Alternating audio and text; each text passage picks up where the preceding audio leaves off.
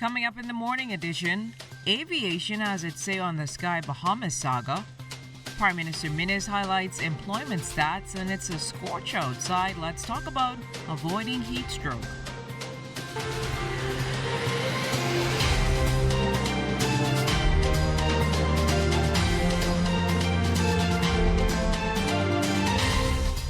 Good morning and happy Foxhole Day to our viewers in the Foxhole area. Welcome to the morning edition. I'm Jiminita Swain. Thanks for waking up to us. First things first, though, let's do a check on weather with Basil Dean and the Bank of the Bahamas Weather Report. This weather report is sponsored by Bank of the Bahamas, the Bank of Solutions. In our first look at weather, we take you to our ZNS Tower Cam, and it is showing us some patchy clouds over the Paradise Island area. And as we go to our satellite picture, you can see that we still have that persistent low-level trough over the northwest Bahamas. Some of the cloudiness are broken up a bit, but will still support pockets of showers and thunderstorms throughout the course of this day. Outside of our studios, mostly cloudy, temperature at 81 degrees, relative humidity 88%, southerly winds at 4 miles per hour, the barometric pressure 1,014.0 millibars, that is 29.94 inches, and it is steady. Your temperatures around the islands this morning: 81 in Marsh Harbor, Abaco, Green Tulkey at 80, Freeport 80 degrees, the Berry Islands 83, 84 in Alistown, Bimini, 83 in Harper Island, Roxanne, Eleuthera, Otterstown, Cat Island 83, 82 in Staniel Key, Kemps Bay, St. Andrews, a little warmer in Fresh Creek at 85 degrees, 83 in San Salvador, and Rum Key as we take you into Ragged Island, Clarencetown, Long Island, Crooked Island, Betsy Bay, McGuana, and Acklands, all at 82. Matchy, Tiny, Niagara, Turks and Caicos Islands also reported 82 degrees. Your boating forecast for today in the northwestern islands: light and variable winds, very flat seas, 1 to 3 feet over the ocean. High tide 6:08 this morning. Low tide takes place at 12:13 in the afternoon. For the central and southeast Bahamas, southeast winds 10 to 15 knots and the wave heights 2 to 4 feet. That's going to do it for your first look at weather in the morning edition. Stay tuned. Your forecast for today and tonight is still ahead. Well, thanks, Basil. Let's turn things over to our Kelsey Johnson, who is standing by with the Bahamas First traffic report. The traffic report is sponsored by Bahamas First. First in insurance, today, tomorrow. Good morning, Jiminita. Good morning, Bahamas. We're here on Robinson Road and Market Street. As you are aware, you can only travel southbound on Market Street and turn either east or west at the red light. Now, traffic officials are telling you before you approach the red light to kindly choose which lane you want to be in order to go in the direction you want to go in to avoid congestion. Now, joining me live this morning is Sergeant Jerron Thompson, who will give us more on these safety tips, especially on that small road, Market Street. Good morning to you. Good morning, Bahamas. As it relates to the traffic to Market Street, when you approach a traffic light, if you want to go west onto Robinson Road, you stay in the right lane. If you want to go east, you stay in the left lane. We need persons to select the lanes early because the left lane it is designed for continuous traffic flow. There's not supposed to be traffic build up in the left lane, so once you enter the left lane, you don't have to stop. The green arrow is always on, and you can always continue on your journey. We have persons who will be in that left lane and want to make a right turn, and that is an absolute no-no. Now, we have seen a number of persons this morning drive around or past us with tinted license plate. That means the plastic covering over their license plate. Is that allowed here in the Bahamas? No, I've spoken to that before. That is an absolute no-no. That is obscure license plate. That fine is about $250. We need persons to stop putting those plastic coverings on our license plate. The license plates are weatherproof. It can withstand the rain, the sun, or what have you. So we don't need persons to be covering our license plate because it presents some problems with us in our crime-fighting initiatives. And what about persons who choose to cover their disc on top of their windshields with tints? That is also an absolute no-no. You shouldn't be able to get your vehicle license like that. Persons would go behind after they get their vehicle's license and cover their license disc. That is for official use, and you're not to cover that. All right, thank you so much, Sergeant Jerome Thompson. Back to you in the studio, Jim and Nita. Well, thanks, Kelsey. Now on to news. In another twist in the saga that is Sky Bahamas, the airline operator has been expelled from Terminal A at the Lynden Pinley International Airport, and the space it once occupied now lies vacant. Although Sky Bahamas has been embroiled in controversy over its failure to get its air operator license renewed, Director General of the Bahamas Civil Aviation Authority, Captain Charles Penaby, says it has nothing to do with the agency. Penaby addressed the matter at a press conference Monday morning. A court order, an injunction that was granted, and that injunction caused Sky Bahamas to have to cease its operation and vacate premises attached to a lease that they had with the Nassau Airport Development Company. The court system will deal with that matter. I will not speak to Sky's financial position. Well, now to Labor. Prime Minister, the Most Honorable Dr. Hubert Minnis, pleased with the results of the recent labor force survey that illustrated unemployment numbers are down. The Department of Statistics May 2019 labor force survey revealed that employment rose by 4,330 in May when compared to November 2018 and reached about 215,000 persons. On a year-over-year basis, employment grew by 6,635 or 3.2%. Meanwhile, the national unemployment rate dropped to 9.5%, down from 10.7% in November. The Prime Minister says this is the first time this figure has been recorded in 10 years. The fact that long, strong job growth took place even as the number of contractual and temporary workers fell significantly is a sign that Bahamians are finding more permanent jobs. While this is good news and we are moving in the right direction, we still have plenty work to do to expand this economy and to further boost employment. Well, the Court of Appeal has affirmed the conviction and sentence of appellant Chandy Sawyer. You may recall that Sawyer was sentenced to 2 years in prison for stealing several watches worth $120,000 from a Paradise Island store back in 2012. She was charged in the magistrate's court and discharged on August 2014. However, she was rearraigned a month later, convicted in 2017, and sentenced to 2 years behind bars. Now, that did not sit well with Sawyer, who filed an appeal out of time against conviction and sentence on the grounds that her delay in being tried was a breach of her constitutional rights. In a majority decision, Court President Justice Hartman Longley and Justice Roy Jones affirmed her conviction and sentence and refused the application of extension of time. Now, however, Justice of Appeal Sir Michael Barnett, in a dissenting view, said he would overturn the sentence and impose a fine of $30,000 or 6 months in prison instead. Recently, the stellar achievements of 17 students were celebrated at the 25th All Bahamas Merit and National Merit Scholars Award ceremony at the Ballroom of Government House at Mount Fitzwilliam.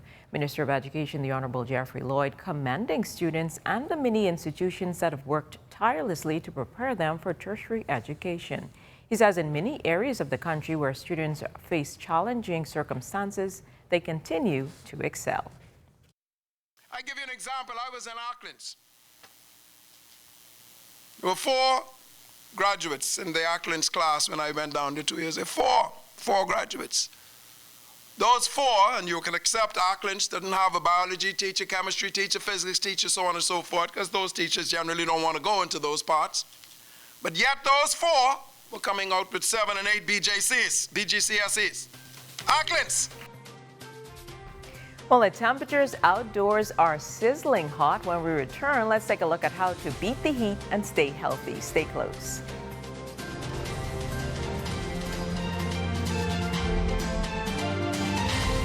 I watch the morning show to keep up with the flow of traffic and to watch the weather.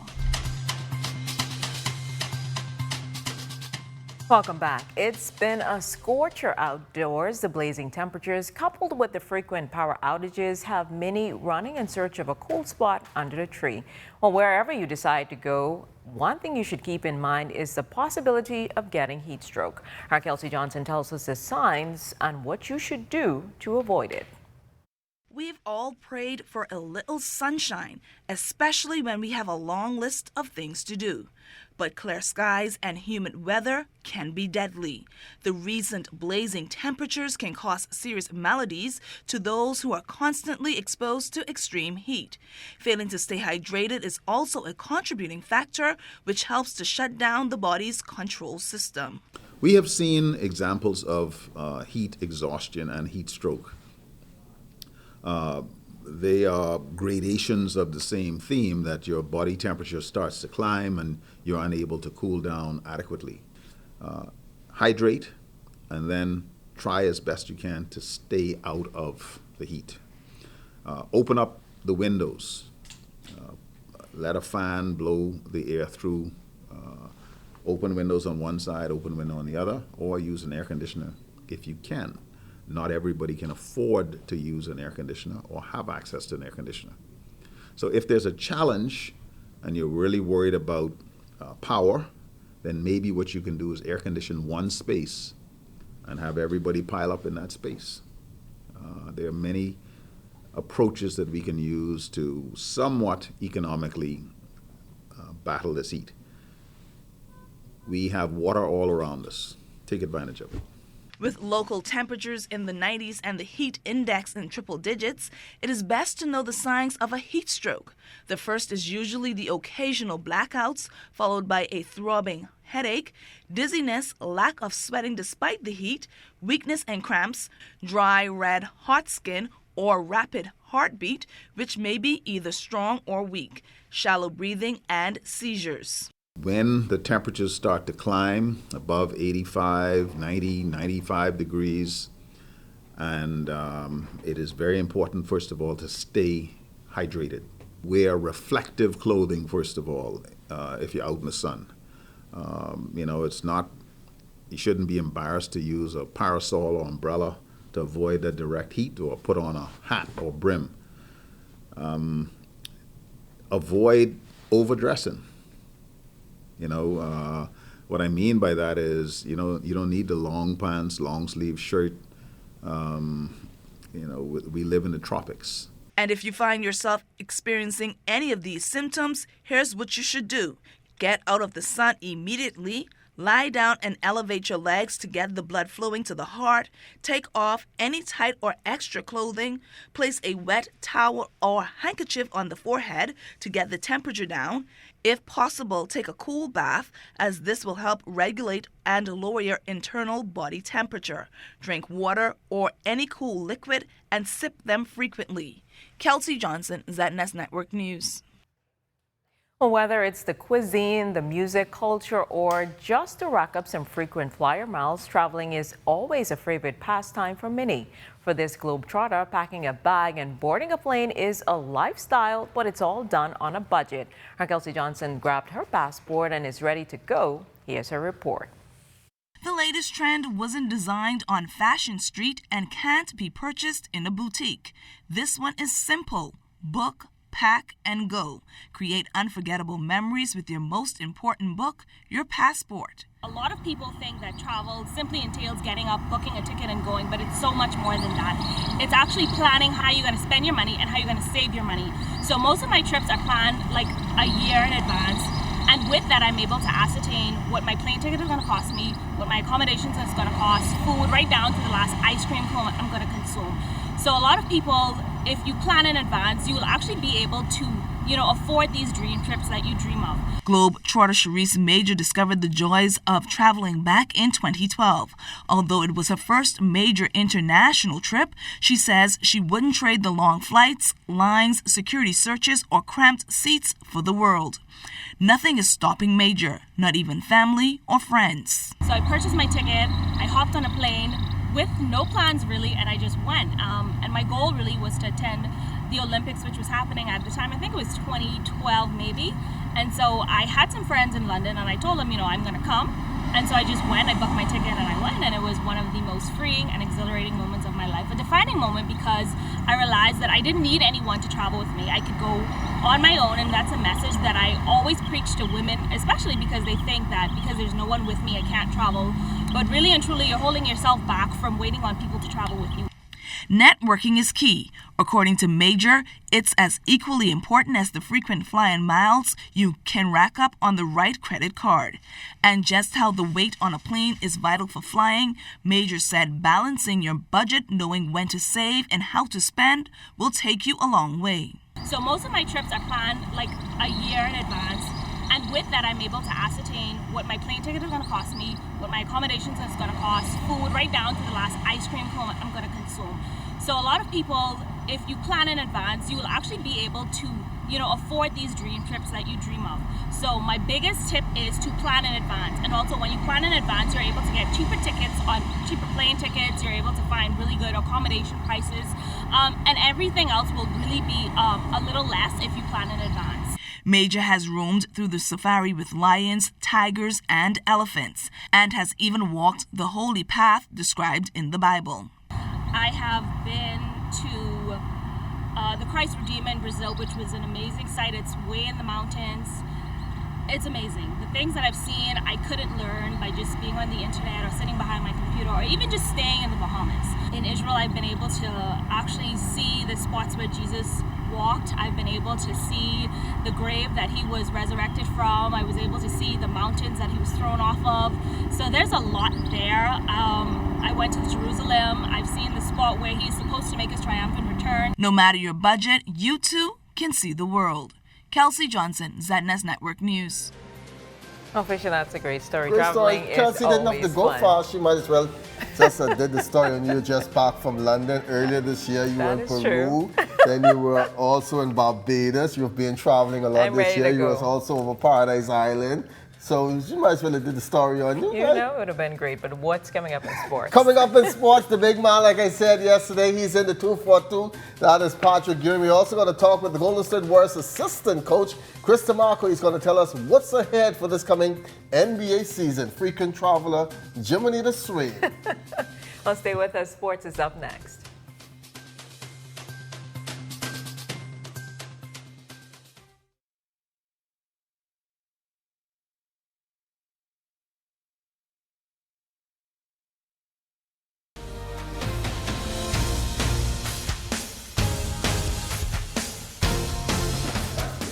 For sports. Good morning once again. It was a big night at the Kendall July 6 Gymnasium for the Bahamas Basketball Federation Summer Thunder Series. For more New York Knicks star Patrick Ewing leading his alma mater Georgetown Warriors on the sideline, taking on the Commonwealth by Giants, who have already knocked off 2 Division I American colleges so far and gave Temple a scare, only to lose by 2. The Warriors, however, used their size to their advantage and was quick to the bucket, scoring at will on the short-handed Giants as the Georgetown Warriors had 6 players in double figures and they cruised to an easy Game 1 win, 103-77. The short-handed Giants led by Marks and Ford 18 and Jackson Jacob with 12.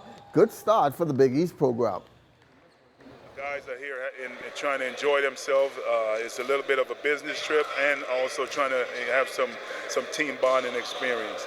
It's always good to come back to the Bahamas. This is like my third home. Born in Jamaica, grew up in America, and I'm always here on vacation, so it's great to be back. We definitely have a lot of talent on this team. We can do a lot of different things, and our goal is to play hard, play well, share the ball, and have fun. It was a packed Kendall Jill Isaacs gym last night to watch the Warriors. Should be rocking this week as 3 of the top NCAA Division I programs from the United States will be here, and that has Bahamas Basketball Federation President Mario Boleg all up and jumping with joy. Well, this is some keen competition getting ready to play this final week. When you have teams like Georgetown, Texas Tech, and Memphis in the country, 3 of the teams that are in the top 10 ranking in the United States of NCAA teams, then you have the Bahamas senior man national team that is preparing to play each one of these teams come first game on Wednesday. We're inviting the country to come out and see the Bahamas team play Texas Tech, under the head coach, Chris DeMarco from the Golden State Warriors. So, as you can see, we had about 200-300 people in the gym tonight.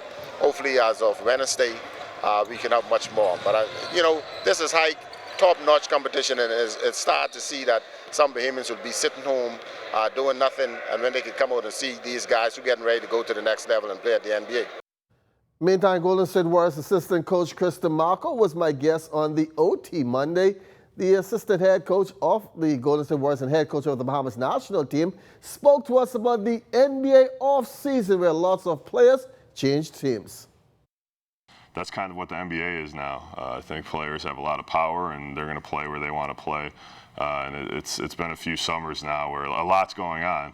But it's also exciting, and you get a chance to coach different players. And I know for us personally with the Warriors, we're just heading in a different direction now, and there's going to be a much bigger emphasis on practices. You know, we have a lot of young guys that need to learn and kind of grow into themselves. I mean, just like out here with the national team, it's going to be a lot of work to kind of find out what we have and then continue to get guys better so that, you know, we're better in the future. That's enough basketball, and I'm going to bounce out of here.